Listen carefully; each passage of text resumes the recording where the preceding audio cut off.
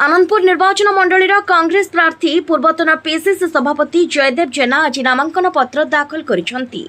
हजार हजार समर्थक और वरिष्ठ कांग्रेस नेता निरंजन पट्टनायक सहित मरेगा छकरू एक विशाल शोभायात्रा आनंदपुर उपजिलापाल कार्यालय को आसी निजर समर्थक और प्रशासकों सहित निर्वाचन अधिकारी निकटरे नामांकन पत्र दाखल करथिले। प्रबल खरारे हजार हजार समर्थकों को सामिल कराई तांकर शक्ति प्रदर्शन करिसेंती जयदेव। चलित निर्वाचन रे से बीजेडी बीजेपी सरकार समय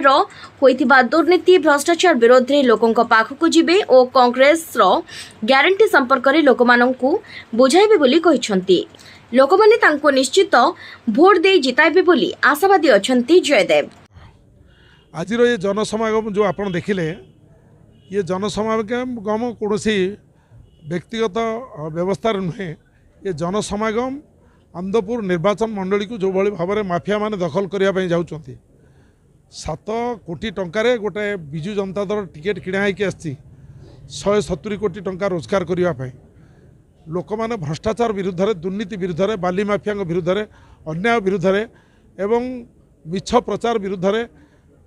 समस्त कांग्रेस योजना को निज ना प्रचार कर धरा पड़ा विरुद्ध में साधारण लोकों भितर जो जनमत सृष्टि होती लोक निष्पत्ति कर 2024 मे 25 तारिख रे ओडिशा राज्य रे एवं विशेष भाव में आनंदपुर निर्वाचन मंडली रे कांग्रेस दल को विजयी करने कांग्रेस को सामर्थ्य देवाई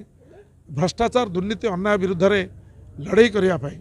लोक निज स्वेच्छा लोक बाहरी आसछन्ति। आप देखिए कौटी रोषेर व्यवस्था ना आप देखिए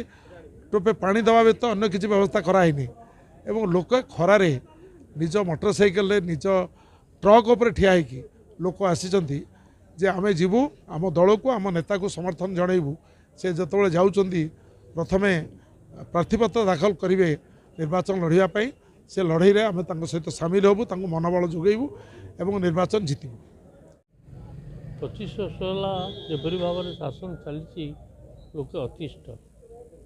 दुर्नीति भ्रष्टाचार अन्याय गुंडामी भरपूर ना आनंदपुर कि अशांति लोक अच्छा शांति फेरवाई साधारण लोकंर गोटे एकांत इच्छा जो साधारण लोके आनंदपुर को आनंद बोली भावुले बड़ दाण्ड चली चली आसते आनंद उल्लास चलिए कि सी बर्तमान ये भाव में रही से माने अलिया आवर्जना भितर रही लगुच आनंदपुरवासी। आप तो जड़े पत्रकार हिसाब से जड़े इलेक्ट्रोनिक्स सांबादिक निजे कहते अलिया भितर रही लोक से अनुभव कर अलिया केमती मुक्ति पाइबे से साधारण लोकंर इच्छा। बीजेपी कौच एथर 400 बार अक्का बार बीजेपी एथर कौच अक्का बार 400 पार पार ओडिशा रे जो कहते जी आसन नवा कथा से पारे बीजेपी सेटा ताकर आकलन से राजनैतिक दल नेशनल पार्टी ताकर आकलन एवं प्रचार करने से कथा कहते गोटे कथा उठूला घोषीपुर सौम्यरंजन पट्टनायक उठे ताकू नहीं आप कह घोषीपुर सौम्यरंजन पट्टनायक उठे कि न उठे सी मोर भाई बोली आप पचार जिते मोर भाई सी ये सब निष्पत्ति राजनैतिक निष्पत्ति से निजे नियंती से क्या निर्भर करते सी जड़े स्वाभिमानी व्यक्ति एवं अन्याय को बरदास्त करती तेणु राजनीति क्षेत्र में सी स्पष्ट मत था कार्यक्रम था तेणु से कार्यक्रम से सब व्यस्त था तेणु राजनैतिक विषय मत पचार अनावश्यक।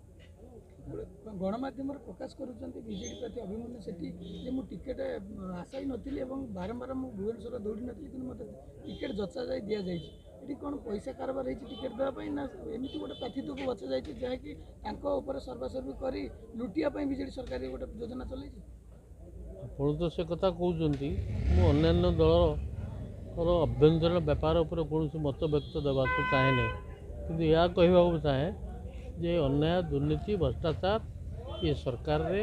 केंद्र सरकार भरपूर ଆନନ୍ଦପୁରରୁ ଦୟାନିଧି ପତିଙ୍କ ରିପୋର୍ଟ ଟାଇମ୍ ଟିଭି।